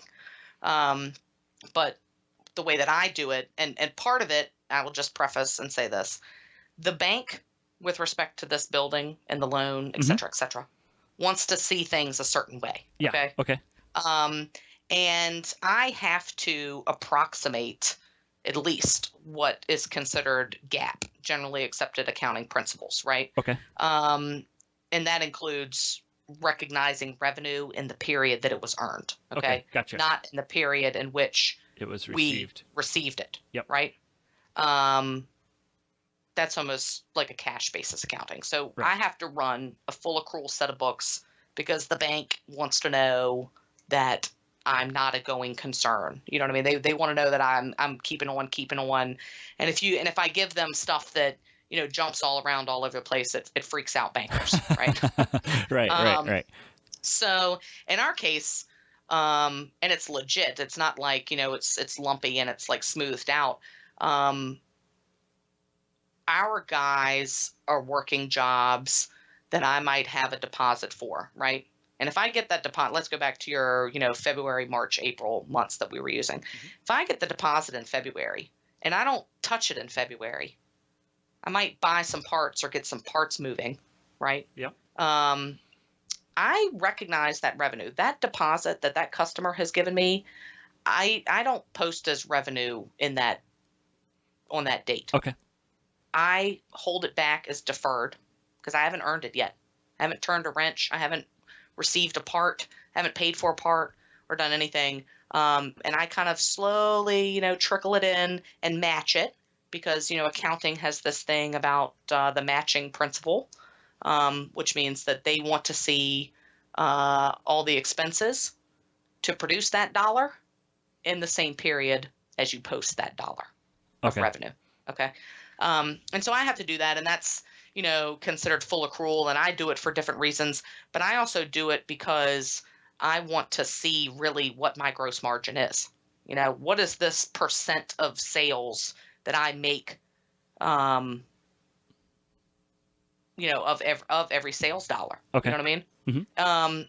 And what is the challenge to me in this industry? And it's because, nobody really in our world has to report, statistics and data to other people where they might, some institution has gathered up construction data from all these big construction companies, and they can tell you, what the gross margin should be for different industries and different whatever. And they have all this sort of national data, right? And there's nothing really out there, let's say, for us. So when I jumped on board at Moore, and I'm like, well, is this gross margin? Like, is this what it's supposed to be? Am I supposed to be, making 45%, or should I be making more, or is that above average, or whatever? And the only way that I can really do that is to run the books the way that I run the books, which is a complicated way to run the books. Okay. I would say. And that's because, we have, these jobs that take more than 1 month. They don't all happen in the same accounting period, in the same month. And I personally couldn't imagine running a shop really and being able to manage it, not running it on an accrual basis, because I don't know how you would dig down and do the analytics short of going back and looking at each job specifically and saying which job was a winner and which one was a problem. Right. Exactly. Yeah. So I like to look at it a little bit more holistically. So I'm looking at things by product line. Okay. Let's say, Right. In our case, product line would be the car platform. So the Mitsubishi Evo versus the Subaru. Okay. Versus the other ones that we have in the shop. Right. So yeah, we do that same thing. We actually bump them into class. So when we do a job on an Evo 10, we put it in an Evo 10 class, and when we do a Evo 8 or 9, we do it in an Evo 8 9 class. And if I do anything else, I put it in other class. So we can see the revenue generated from different platforms, as well as we can break it down by actual profitability on each platform as well if we need to. Sure, and I think that's where my shop of assist and my understanding of it is helpful. It's not I'm just not trying to turn this into a testimonial. You know what I'm trying to say? Well, because yeah, I don't use my shop assist, but I feel like what my shop assist is doing is helping people with this sort of revenue recognition thing, and with looking at what is profitable in their business holistically. I'm used to doing that from the financial statements backwards. You know what I mean? Other people use management reporting, which effectively is what My Shop Assist is also producing, in addition to helping you manage the project clearly itself, during the process. Yep. So that's the data that you need, So even if you're not producing a full accrual set of books, and you don't have to, there's no reason to do that, you have to know what's profitable and what's working and what's not working. Okay. So gross margin is a big one for me. If gross margin is down for a certain time period, I want to know why, and in our case, the bank wants to know why. And you should want to know why, because maybe you wouldn't sell that work again, or you would sell it differently. Right. Yeah. So clearly, like, gross margin is a big thing, whether you get that from financial statements or whether you get that from management reporting coming out of some system, which includes My Shop Assist, right? When the project is done and you're doing a look back or an after action review. Right. How much time did you spend on it, and what did you charge for it? Right. Right. That's the data that you really need. There's, key metrics out there that I run that tend to be financial health type key metrics. Okay. And it has to do with your balance sheet, let's say. And it has to do with, current ratios and quick ratios and debt to equity ratios, which are all things that you need to know because it speaks to the viability of your business, right? If you owe a bunch of money and you have nothing in the queue, then you would want to know that.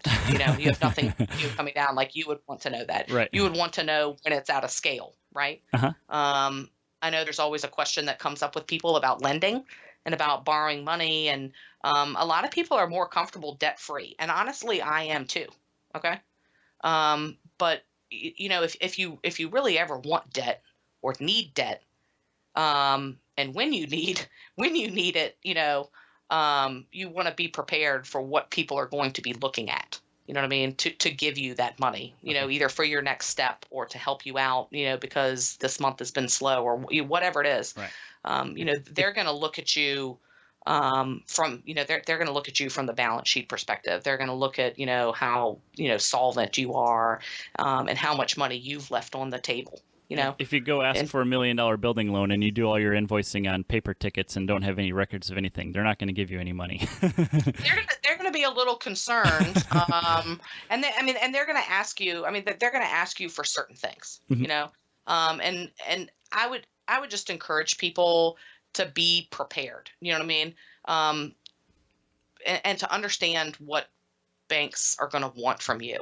And I'm not saying everybody should go out and buy their own business. But I'll give you an example from the shop. When I first started, everything was cool, it was copacetic, but I had no insight, right, into, really what is the health of the company. My assumption is it's fine, maybe it's average. Okay. But it could be horrible in reality on paper. Like when you put it on paper and when you look at it from the perspective, of someone with my experience. Right. And I said, well, look, if we're really going to do this building thing, we don't have a whole lot, we have no debt, there's no big notes out there or anything like that. Let's just go get a note, money is cheap right now. The interest rates are low. Yeah. And, the bank is going to want to have some experience with me. Okay. They're going to want to know how I act and perform, and it also helps with relationship building, to, be engaged with whoever your banking relationship is. Okay. Because when you need them, you want them to jump. You're right. That's my opinion. Okay. So, we went out, I was like, whatever, I'll ask for as much as they'll give me, right? We have no debt against any of the assets. We have a ton of assets. This dyno sitting here, there's a Toyota Supra sitting over there. Let's just go ask them for something. I'm just going to tell them I want it, just to make me feel better about myself, and we'll see what they say, right? So they gave us this note, okay, which is fine. I didn't need it. It's sitting over here in the savings account, just slowly, repay it. People might be like, well, why did you do that? Well, part of it was means to an end. One is I needed to establish a relationship with the bank. I needed to establish a lending relationship with the bank because I'm about to ask them for a lot, Right. But part of it is I wanted to see how tough they are on me, from the financial reporting side and what I owe them every month to prove that they still should give me this loan, and so it's all about kind of just trolling out there and seeing how they interacted with me before I asked them for something crazy, and so that was sort of a good exercise, I think, for Bill and for everybody, and how you should be engaging with bankers. And, they ask you for something and you better give it to them, Okay. So that's good. Okay, and then the last one that I want to touch on, and we're going way over on what we normally consider time, Yeah, so I'm just going to skip one of the questions. But inventory versus non-inventory, this has burned me. How do you handle it, and how do you recommend people handle it? So I run and prefer to run a just-in-time inventory system. Okay. If you don't know what that is, that's basically where everything is available to me basically within a short time period, and I can order it up when I need it and have it on my shelf and available. Clearly, that doesn't always work for items. There's a lot of back order items that happen here, right? Yeah. Cams, bearings. I think JJ runs around and buys all the Subaru bearings, right. or which is cool. So clearly, you're going to have strategic things that you actually inventory and that you want on your shelf. But personally, I don't want a lot of inventory. One, I got to count it. Two, I got to store it. There's a cost to carrying that inventory. Who's going to manage, whether I'm turning it or not. And in our shop, we're generalists. I do a lot of Evos, but I do a lot of everything. Uh-huh. So, the infinite combination of parts, fluids, bearings, cams, like whatever it is, I can't necessarily keep on my shelf. And you run into the problem of trends, too, where one part may be popular, and then 6 months later, you'll never sell another one again. So I want to run just-in-time inventory.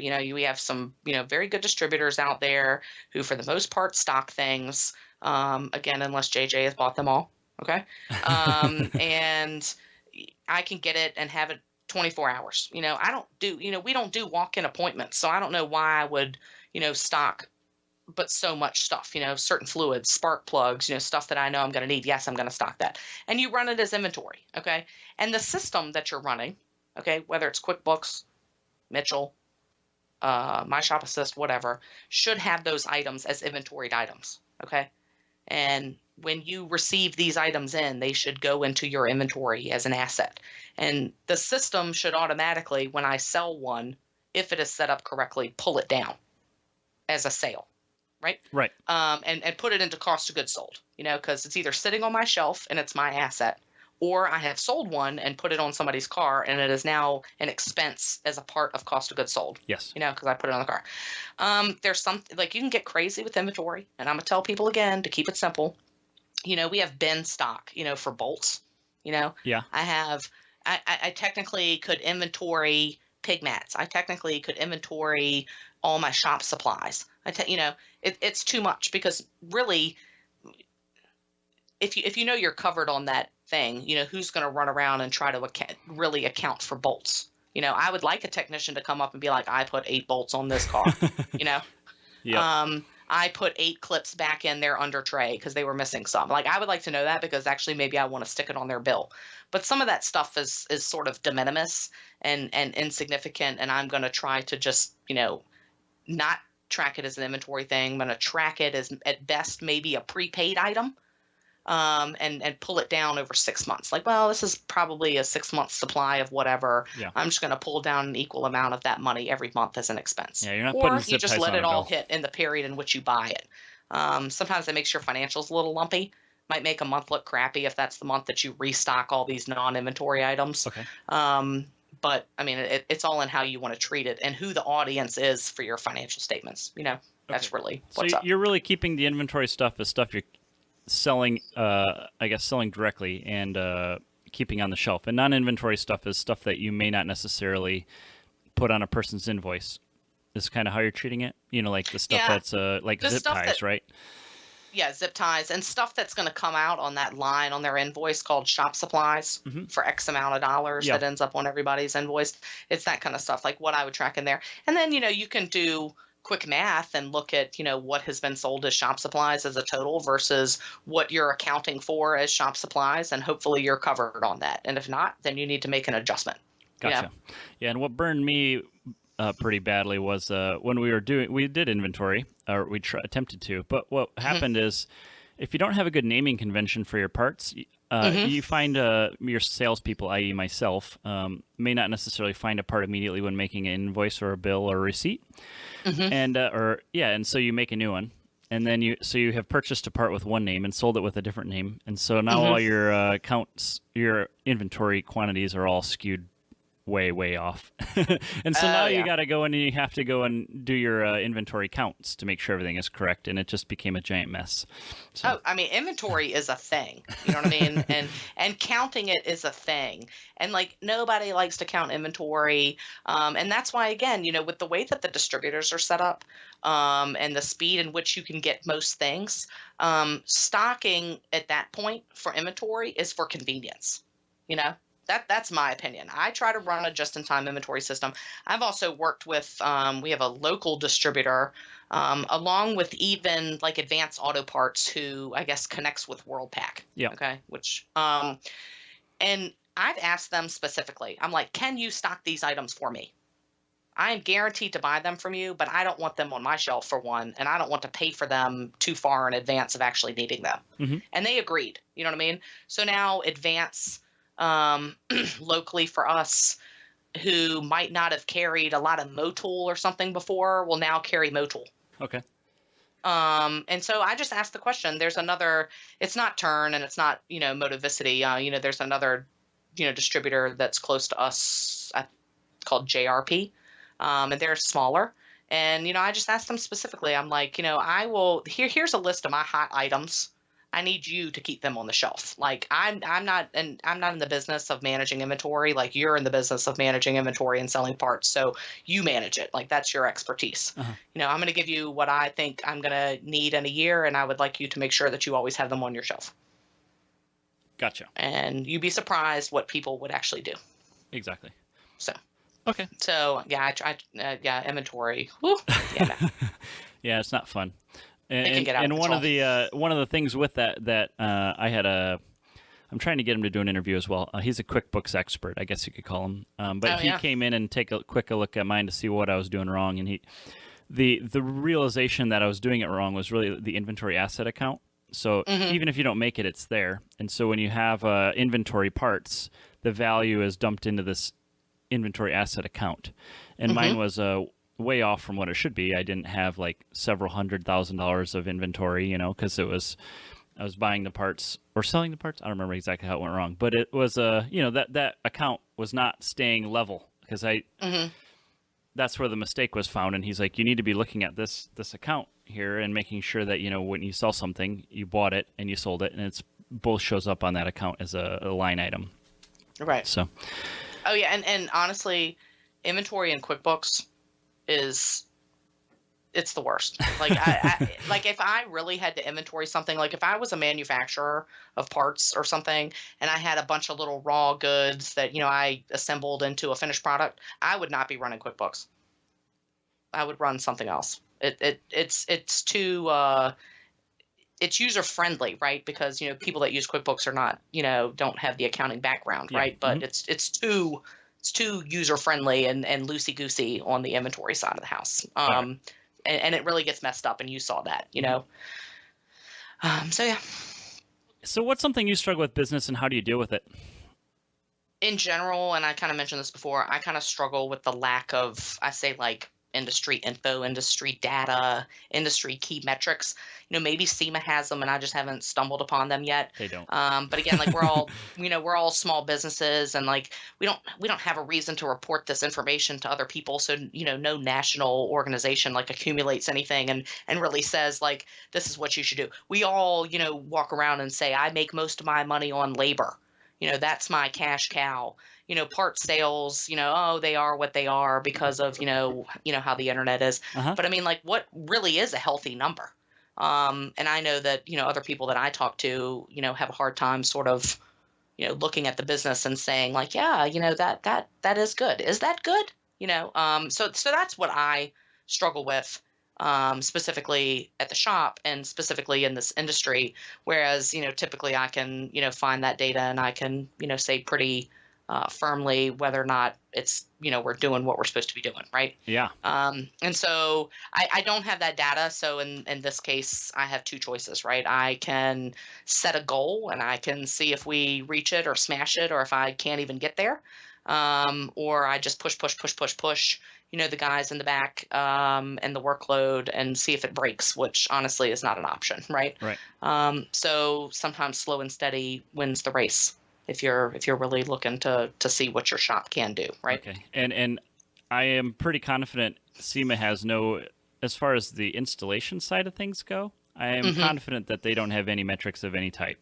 Yeah, I can't find anything. It's kind of concerning, but I mean, I don't know. I mean, I'm sure everybody's playing it close to the chest, and I think like some of it is like I don't want to, like, if somebody that's a came along and machismo said, thing with this industry, though.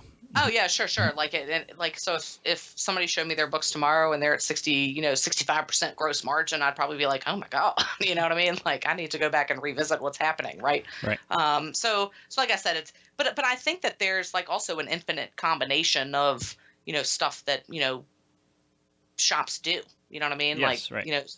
So I guess maybe it's too hard to kind of put a standard on it, but that's my struggle. I think there needs to be a standard, and I would love people to share info. And me and Todd have actually debated about posting stuff on the default group many times, but we were unsure if people were willing to share that information, because it's always like, do you want to tell people you're not making money? Because for most people, that's going to be the case, I think, And Sure.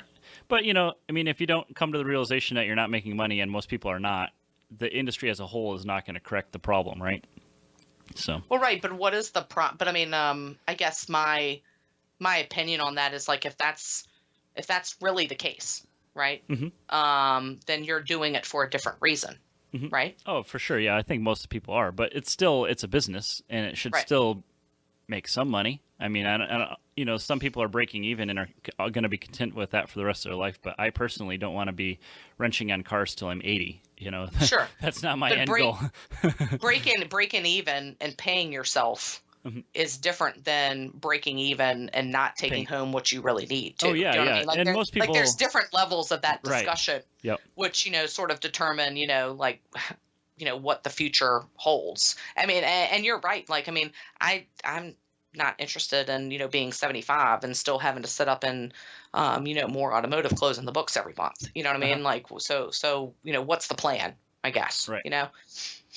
But yeah. Okay, so what's your 1-year plan for yourself in the business? So 1 year is where all eyes are on healthy growth.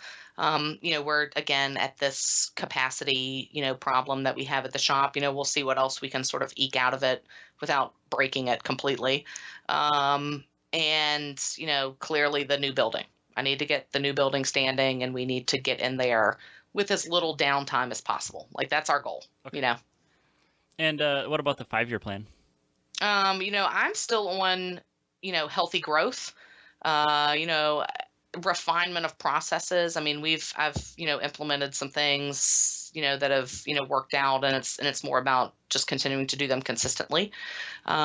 We should be good for a while with new equipment and new space for the shop, because we're basically going to jump off the cliff with the new building, and at that point, we've kind of dialed it in a little bit, because my personal approach is I either come correct on something or not at all, right?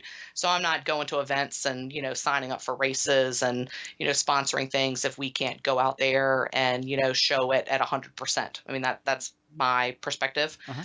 So we've kind of dialed back a lot of the industry events and, car shows and races and stuff, just because we've been distracted with the building. So we'll ramp that back up. And there'll be probably a big marketing push associated with the new building, because we have to on the most basic level, let people know we're in the new place. But Right. at some point, like, I've kind of got the business, finance, admin, all that kind of stuff, squared away, all the way down to workers' comp. Like, I've hit all my little hot button topics that bother me in every business. So the house is in order, and like, at that point, I feel like we can really market and push, and see what that brings to the table in terms of driving sales at that point. Right. So yeah, and I've been kind of thinking as you say this stuff, like, really a lot of what you've talked about we can put together, and we should probably just do it for the Do It for Living community anyway, but we should put together literally just a checklist of important topics that you should have an answer for. Like maybe it's just a form, maybe it's like the employee handbook, or making sure that you either have workers' comp, or if you don't have any employees, whatever you do for that. I know it's a lot less expensive if you don't have employees. Just having a checklist of all these like important things, and then let people go through it. And the same thing applies for the accounting. Like, I feel like most of the stuff that you're talking about, everybody can do, whether or not you're an accountant or not. And just knowing what to do, what to track, what to be looking for is 3/4 of the battle. Once you know how to do it, just actually doing it is really not all that hard. That's our struggle with MSA is always like, people always say, oh, it's going to take up so much time, tracking our time on every job and all this sort of stuff. But really, it takes such a minimal amount of time to do once you've got it in place and the system is working. The value of it is far exceeds the time it takes to do that kind of stuff. So. Oh yeah, no, absolutely, like 100%. And like, the more detail that you can capture, especially when, we're effectively job costing, it's almost like a construction job, that's, construction accounting is its own thing. We're almost doing construction accounting, because it's percentage of completion, kind of stuff. Like the more data that you can capture, the more that you know what's working or not. How would you know if your people are efficient? Like, how would you know if you want to continue to sell, whatever, arbitrary Evo clutch jobs? Right. Maybe that's my, maybe I don't make anything on it. Not true, but you know what I mean. Right. But I don't know how you would make those business decisions. But I would also argue that like the majority of the stuff that I have done at the shop is not accounting. Like, accounting is probably 10 hours a week at the shop, and it shouldn't be more than that anywhere. You know what I mean? Like, we're not doing 1,000 transactions a day. These are not huge accounting things. The rest of it is this data that you have to make sure that your house is in order. And that's really what it is, So the majority of my job is not even accounting and finance stuff. And it's not even accounting and finance stuff when I'm in true accounting and finance roles at other big companies. It's all this other stuff. Okay. And I will add this, and it's totally cynical, but, like, I worked under this, partner, and he was my mentor, quote unquote, in the CPA firm. And he told me this, and he's like, look, Susan, small businesses like farming, like, these people don't have time, like a lot of our clients were small business people, these folks don't have time to do this. So, like, you can't just run around giving them directives of how you think your utopian, accounting function should work for their company. Right. And I was like, okay, yeah, that's cool. And he's like, really, their whole goal in life is to avoid paying is to pay as little tax as possible and to avoid getting sued. And I was like, oh, well, that's kind of a cynical way to look at, things, but it's kind of true. And there's so many things that can trip you up. Like, it's just about awareness, and keeping it simple. Keep it simple. Okay. So give us some action item that we can take away for improving our situation. So I would argue that if you are struggling, right, if you look at first, I would say, everybody is in the same boat. You know what I mean? Like, somebody raise their hand if they go home and roll around on their mattress of $100 bills, right? You know what I mean? Like, I think everybody is sort of in the same boat where, like, this is a lifestyle business, I pay myself, I enjoy what I do, I'm providing a good, job for, a handful of other people maybe, and I'm offering a good product and service, to the consumer, and that's my role, and that's totally admirable. You might not, become a millionaire, and that's totally cool. If you're struggling and you're not even at the point where you feel like you are getting what you want, right? I'm not making enough personally. I'm not, I make enough, but I really need the shop to accumulate some more stuff or some more, profit so that I can grow. I want to do more and bigger things. And you question that. I would argue, like, go talk to like now is the time then to go talk to somebody, business coach, fine. Consultant, fine. I would argue that your local CPA, and I don't really, it's not like I'm getting a kickback from the American Society of, CPAs, but, like, you'd be surprised what kind of management role they will actually fill in your company, and how they are really an advocate for you, if they understand what you're doing. Okay. So I would encourage people that like their action item would certainly be to maybe engage some with their CPA to find out, what they can do, and how they can help themselves, become more profitable or ensure that they're running something that is stable at that point, Okay. So use people. Yeah. And I don't care where you find them. I mean, like, a lot of, my challenge is that I, am not in the industry, like everybody goes to PRI and there's all these cool, like meetups and groups, and I don't know anybody, and I'm just kind of like, okay.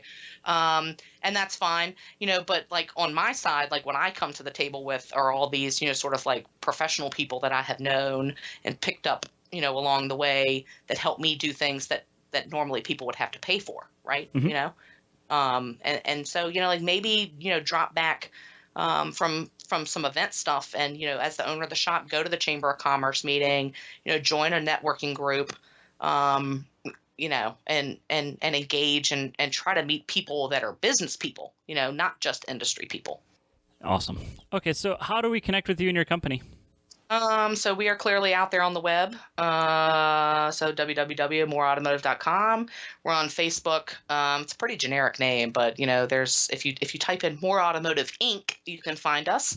And then we are on Instagram at Moore Automotive. Awesome. Well, Susan, I really appreciate you taking the time and sharing all this. And it's obviously a long podcast, and maybe we'll break it up. We'll see. But yeah, thanks for the time and the information. And I look forward to, hopefully, people will ask questions on the Do It For a Living community, and then we can get some more discussion going on this. I think it's super important. It's not something that people want to talk about because it's not always fun. But I think it is business, and it's what we're all doing. And it's why we're here. So. Yeah, I mean, and like I said, like, please ask your questions. It's hard sometimes to, give advice because everybody's setup is a little bit different, right? Right. But at least sometimes commiserating is good, or, setting a course in the right direction is good, or pointing people to get the information. And I'm always down to help whoever, So if you have a question, I don't necessarily want to do it for you, but I'll point you to what I would go to look at. And so everybody's always welcome to reach out to me. It's absolutely fine. Awesome. Thank you. Thanks for listening to Do It For a Living. You can find out more about this guest, this show, and even details about what we just talked about at our website, doitforaliving.net. Check out the Facebook page at facebook.com/doitforaliving and tell us who you want to hear from. And most importantly, subscribe to the podcast. Click subscribe. Do it now. Seriously. I'll wait while you grab your phone.